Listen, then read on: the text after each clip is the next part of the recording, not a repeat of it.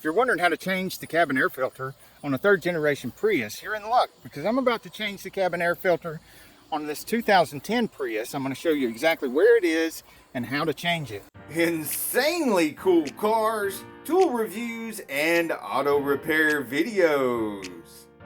I'm going to try to do this as fast as possible because it is mosquito 30 and I am running out of blood. Have a nice cabin air filter.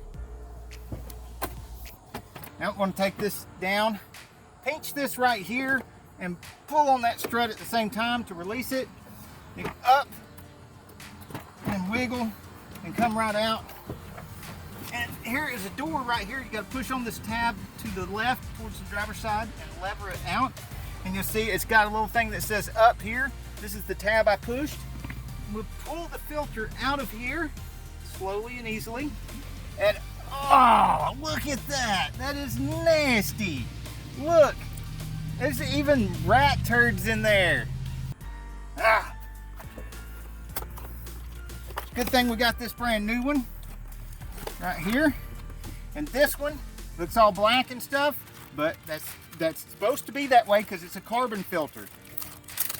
There we go. There should be an arrow on this thing that says up. Yes.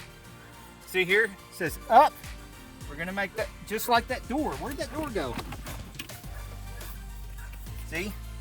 Up and up. And slip that right in there.